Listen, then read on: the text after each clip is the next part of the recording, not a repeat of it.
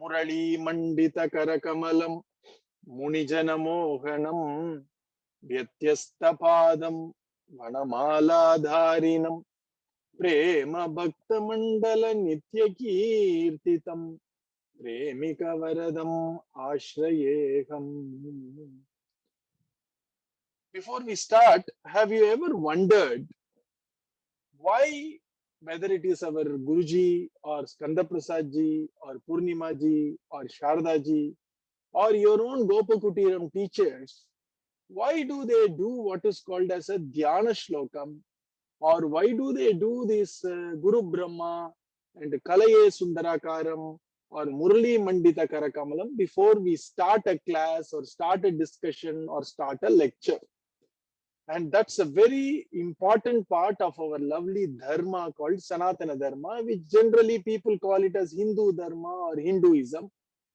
And the reason for that is we want to be our best, our productive best.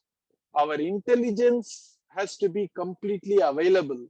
Our attention has to be completely available. Whenever we do something, it is not worth doing it half-heartedly, grudgingly, or with not the full attention on it. And so all our wonderful rishis said, before you start anything, put your mind, sharpen your mind, focus your mind, and do it. It has two important purposes. One, you will enjoy what you do when the mind is focused. And number two is you can actually get a better result with a focused mind. That's why it's called Dhyana Sloka. So each time when you are trying to do something, do it deliberately, do it consciously. When I say conscious, it means without any distraction. So generally, when I am doing something important, you know what I do practically? I keep my cell phone out of my hands reach. You see, that's the first thing which is very important to me, because I may say I'm a very strong person. I can control my temptation to watch what's happening in my Snapchat or in my voice chat or in my Facebook or Instagram, etc. But then I should do something which supports what I want in the first place. I can't fight with myself now. So what I do first thing is whatever distracts me, so that I can put my mind in the productive best, I keep it away from my hands reach. So what I do on my table, I stretch out my hands straight and draw a circle around me. And anything which distracts me, whether it's a chocolate or biscuit or a cell phone or an iPad, which when I don't need it, is out of the reach of my hands. And thankfully, all of us are basically a little lazy, right? So we don't want to get up, walk a few steps and get distracted. So that protects us from distraction and that helps us in focusing. And that's also a reason why our rishis in the earlier days, they started with dhyana sloka. Dhyana means meditation. Dhyana means focus. You see, when the light is dispersed as a torchlight, at best it can just show what is there in a dark place. But if the same light is focused, you know what is it called? It's called a laser. In fact, doctors use lasers to do even cutting the skin to do operation. And some of your mechanics, they use lasers to cut even steel. So the same light, when it is focused, has tremendous power. And it is the same with our mind. That's the reason why we practice a little bit of spending a little time trying to focus our mind so that the rest of our activities can be productive. One of the examples I could think of in my earlier days was there was a little boy who went to a forest to cut trees, and he did a very responsible cutting of trees. I know most of you people are very woke, so I don't want to make you think that he's doing deforestation, etc. Whatever trees he cut, he planted new ones. Don't worry about it. So when he went around cutting trees, and he was at his productive best, but over time, the number of trees he could cut kept on decreasing gradually. And he was puzzled, he was miffed. He went to his wise father and asked him, Daddy, I'm trying my level best to cut as many trees. But why is it that my number of trees, the efficiency is coming down day by day? The father simply said, You are getting too much in a rush. You are hurrying in cutting the trees. Spend at least half an hour before you go to the forest in sharpening your axe. And then your productivity or number of trees you will cut would be as much as you want it to be. And he found out, yes, if he spends a little time sharpening the axe, he could actually cut more trees. Many times, what we do is in the hurry, in the rush to do academic lessons, or even to enjoy a cake or an ice cream, we don't spend that 1 minute or a half a minute or a half a second to prepare our mind to do what we want to do. And I have found with our Guru Maharaj, he always brings the mind to the mood of what needs to be done. And the way in which he talks, the way in which he walks, the way in which he sits, everything changes in accordance to what needs to be done. That's the perfect sign of a perfected person. So when he's enjoying a music concert, many of our satsang youngsters like you, they do arangetrams of dance or music and all that, isn't it? So when he goes to that place, before he comes and sits in the seat, he would talk about music, he would talk about entertainment, he would talk about ragam, he would talk about talam, he would talk about some Tyagaraja Kriti, etc. Bring his mind to what needs to be done so that he can enjoy and do it perfectly. That's a lovely lesson I picked up from our beloved master. If it is to discuss something very official, like how our Nama Prachar is going, he used to come sit behind a table in a chair, and he'll also ask us to sit formally around so that the whole mood, the whole mind is directed towards a proper discussion of how we are doing this work, are we managing it well, etc. If it is a pravachan, you all know, he sits cross-legged and there is a lovely desk before him. And then he does what is called as a dhyana shlokam of Guru, of Srinivasa Perumal, of Krishna.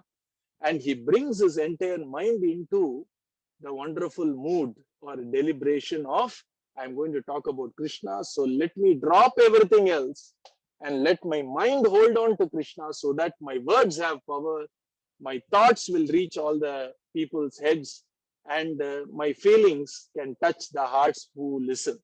And that's the reason why when our Swamiji sits in a huge hall, there are 500 people, 1,000 people, but when he talks, all of the people who are listening take away a rich feeling of bhakti or devotion and they leave the hall, because that perfect person whom we call our Guru gets into that wonderful state of doing what needs to be done.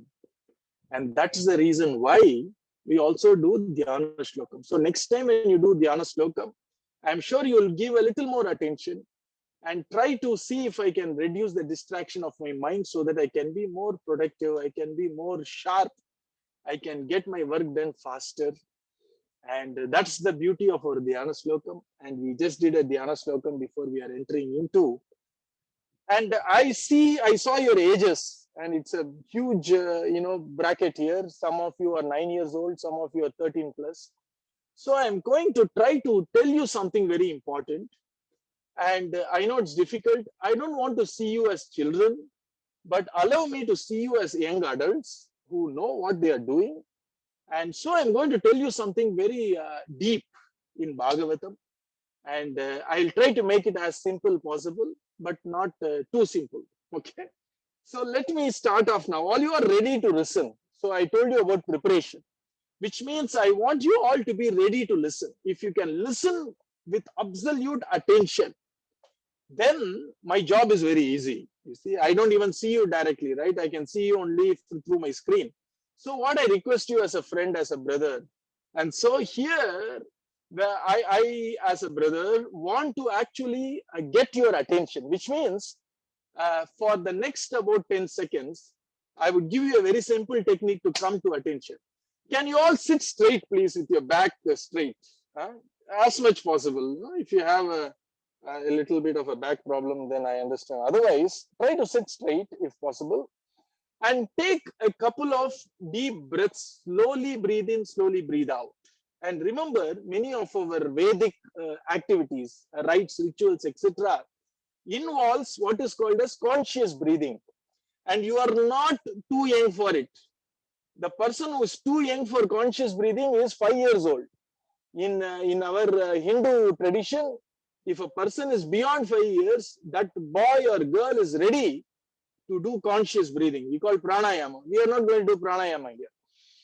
So just take a slow, deep breath, close your eyes, feel the breath entering your nostrils, entering your lungs or your tummy or whatever you are breathing, and retain it for a few seconds. Don't force it. Slowly breathe out.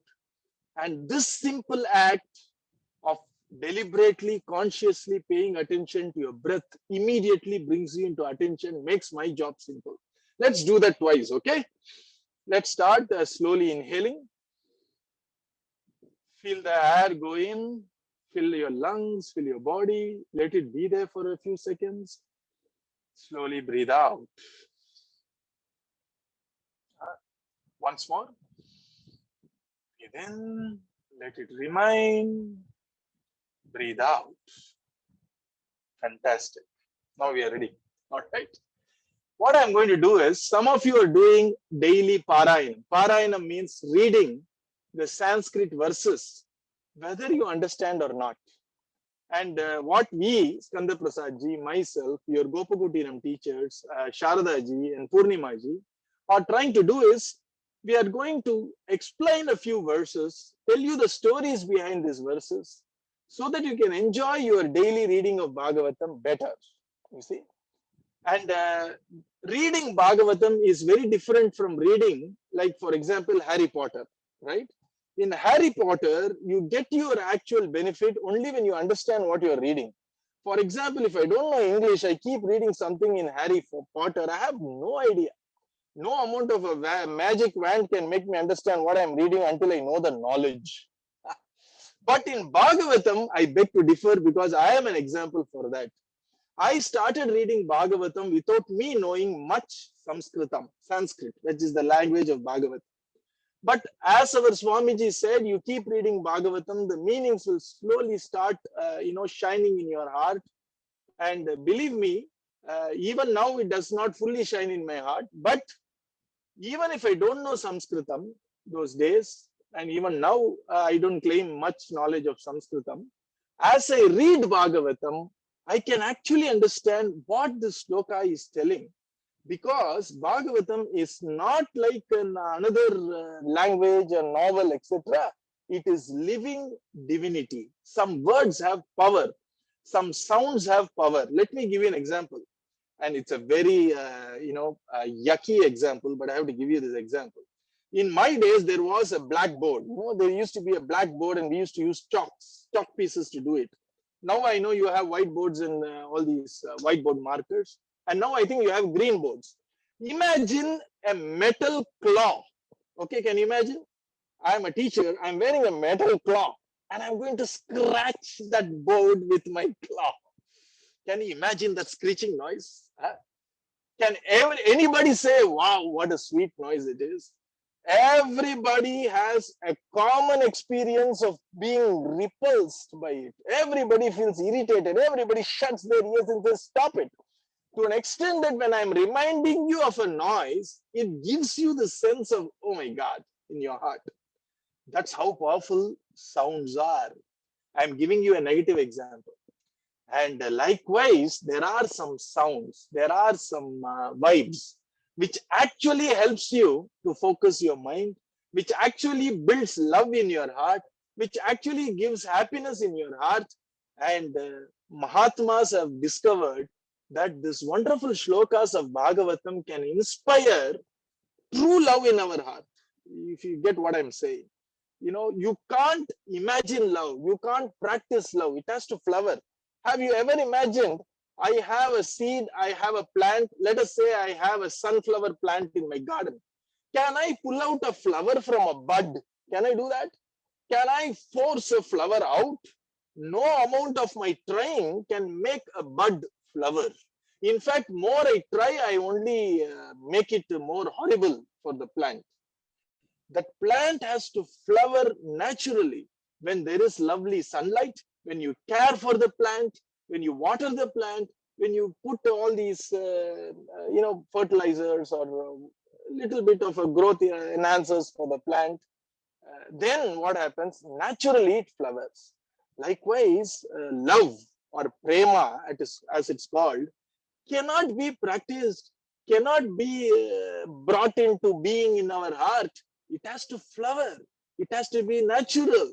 And what Bhagavatam does is, just like how there is sunlight and fresh air and fresh water, and then when you do all this perfectly, then naturally there is flowering in the plant. Likewise, the love flowers in our heart when we patiently and persistently sustain in the path of reading Bhagavatam, listening to Bhagavatam, thinking about Bhagavatam, and doing a little bit of this, japa and kirtana, etc. You need to be patient. Like you can't put a seed today and hope I get a flower tomorrow. Likewise, be persistent, patient, and soon, very soon, because you have started young. We all started after college, and you are starting when you are still in school, or maybe even earlier. Some of you were born into a satsang, so you are even more fortunate. So when you persist, then love comes in your heart, joy comes in your heart, and whatever happens around us, we don't react like animals. We respond like human beings, you see. And that's what Bhagavatam promises us, and that's what satsang promises us. And that is the beauty of what we are trying to achieve. We are trying to live a life fully, huh? And that's what Bhagavatam helps us to do. And what we are trying to do is, whatever lovely gems, whatever lovely precious thoughts our Swamiji, our Guruji has given us, myself, Skanda Prasad ji, Purnima ji, your Gopakutiram teachers, your Bhagavatam teachers, and Sharada ji would share with you week over week. And